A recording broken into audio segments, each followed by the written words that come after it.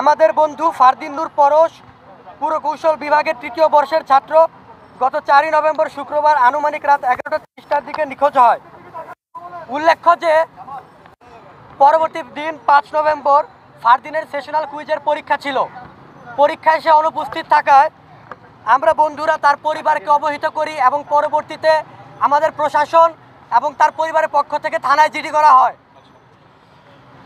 সর্বশেষ গতকাল 7 নভেম্বর সন্ধ্যা আনুমানিক 5:30টার দিকে নারায়ণগঞ্জ শীতলক্ষা নদী থেকে তার মরদেহ উদ্ধার করা হয়েছে। আমরা বুয়েটের শিক্ষার্থীরা এই ঘটনায় গভীরভাবে শোকাহত। ময়নাতদন্তকারী চিকিৎসকের ভাষ্য হতে স্পষ্ট যে এটা একটি হত্যাকাণ্ড। আমরা বুয়েট শিক্ষার্থীরা এই হত্যাকাণ্ডের সাথে জড়িত অপরাধীদের চিহ্নিত করে সুষ্ঠু তদন্তের মাধ্যমে দ্রুত বিচারের দাবি জানাচ্ছি। এই ব্যাপারে প্রশাসন এবং মিডিয়া সকলের সহযোগিতা কামনা করছি। ফারদিন ব্যক্তি জীবনে অত্যন্ত মেধাবী এবং নির্ঝঞ্ঝাট একজন মানুষ ছিল। এরই মাধ্যমে আমরা কয়েকটি প্রিন্ট ও সোশ্যাল মিডিয়ায় কিছু মিথ্যা ও বানোয়ার তথ্যবিশিষ্ট সংবাদ পেয়েছি, যা অত্যন্ত অপ্রত্যাশিত।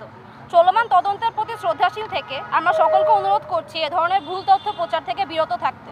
ধন্যবাদ। এবং একই সাথে বুয়েটের সাধারণ শিক্ষার্থীদের এই বিবৃতির বাইরে আমরা কোনো প্রশ্নের উত্তর দিচ্ছি না। অন্য কারো কাছ থেকে কোনো বক্তব্য বুয়েটের শিক্ষার্থীদের বক্তব্য হিসেবে প্রচার না করতে সকলের প্রতি অনুরোধ থাকলো।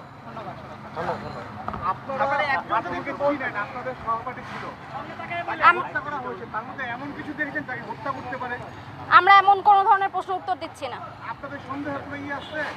না, আমাদের সন্দেহ অনুযায়ী এখানে কিছু বলবো না। আমরা চলমান তদন্ত চলছে, তদন্তের পরে বোঝা যাবে কি হচ্ছে।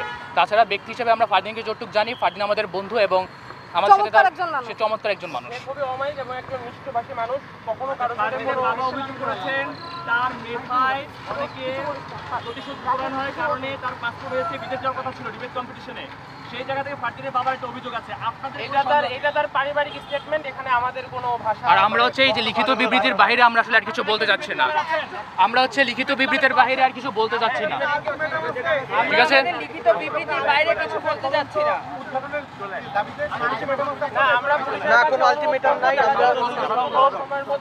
এখানে আমি আমাদের সাধারণ শিক্ষার্থীদের বিবৃতির সমাপ্তি ঘোষণা করছি। ধন্যবাদ।